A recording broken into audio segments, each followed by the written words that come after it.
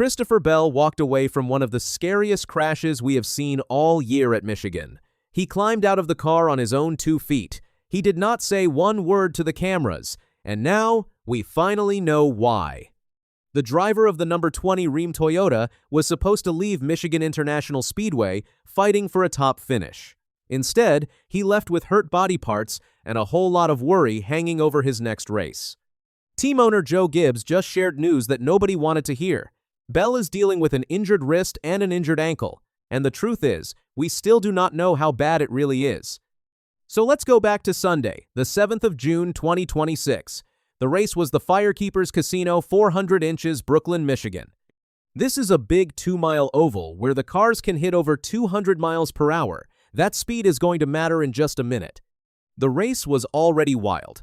Tyler Reddick, the points leader, had already crashed out earlier in the day.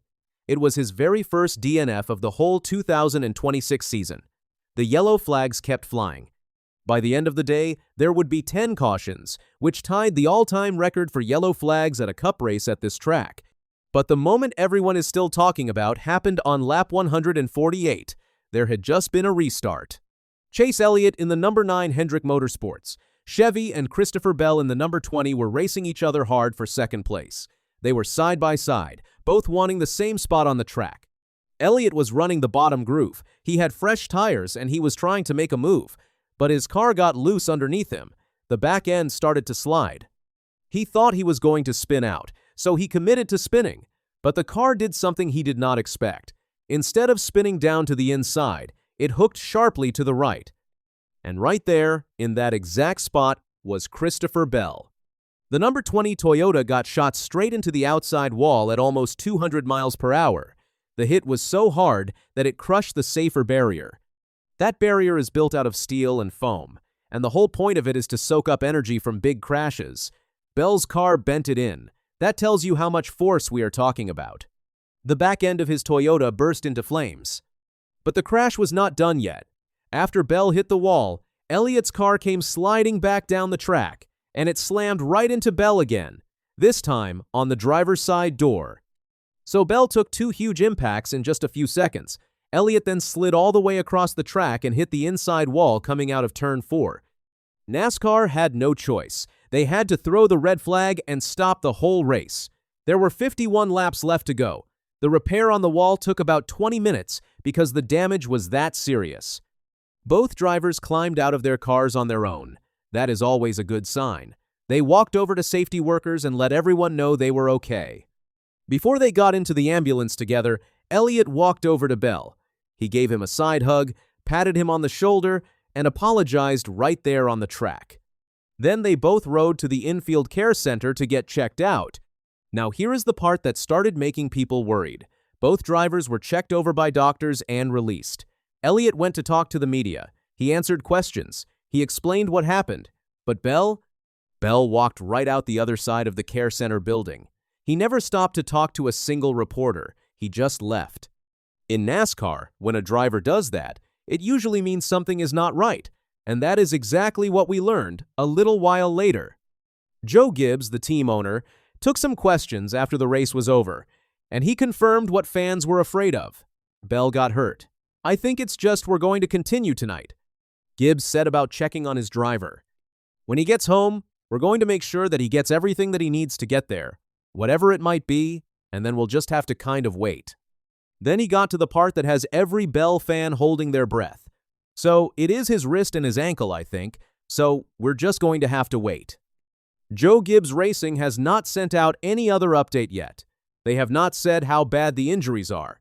They have not said if Bell will be in the car next weekend. They are simply waiting.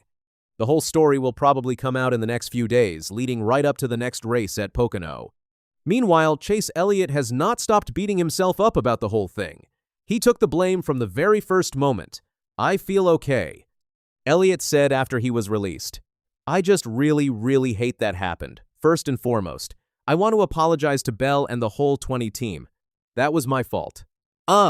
He went on to explain exactly what he was thinking when the car got away from him. "I ran on the bottom, got loose, thought I was going to spin, and I had kind of committed to spinning out and just hoping I could spin, basically." and as soon as I started to commit to spinning out, it hooked a right, and unfortunately, he was out there. Elliott also talked about how scary the wall coming at you can be. I mean, it was a huge hit, he said. Huge hit for him. Pretty big hit for me, too. So I just knew that when it happened, and when you're watching the wall come that quick, it's going to be large. I knew he'd already hit the wall hard, too, before I hit him. He really wanted everyone to know it was not on purpose. He races me with a lot of respect, and it was nothing intentional. I just stepped over the line and overcorrected, Elliott also said. Those things happen fast, but I saw it happen. I knew it was big, so I just wanted to make sure he was all right and just tell him I'm so sorry, because that was not at all my intention for that to happen. Now, this crash is going to hurt both drivers in the point standings, no question. Going into Michigan, Elliott was 4th in points and Bell was 7th. Bell was 258 points behind Reddick, and he is still chasing his very first win of the 2026 season. Elliott had already won twice this year. Those are the only 2 wins for all of Hendrick Motorsports in 2026 so far. When the checkered flag finally waved, Bell ended up 31st, and Elliott was right behind him in 32nd.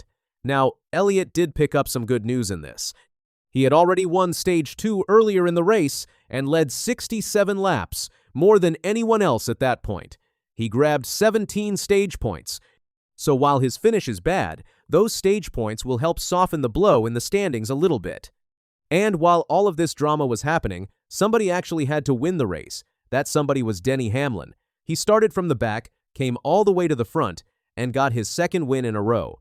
Even bigger, this was his 63rd career Cup Series victory. That number tied him with his late teammate Kyle Busch for 9th on the all-time wins list. Hamlin made the moment really special. He did his burnout while waving a black number 18 flag out the window in honor of Busch. On his radio, he said, "We love you, KB."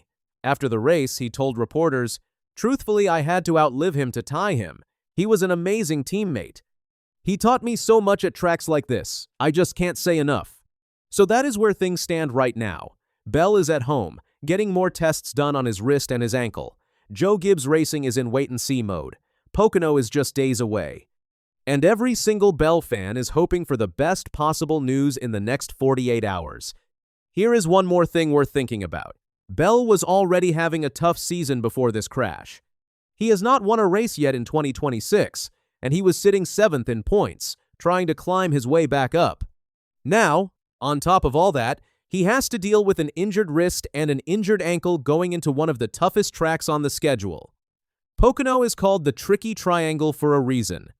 It has 3 different corners, and each one is shaped completely different from the others. Drivers have to shift gears, hit hard brakes, and use both their feet and their hands the whole race. Even if Bell is cleared to race, the question is how well he can actually compete. And if he is not cleared, Joe Gibbs Racing will have to find a backup driver in just a few days.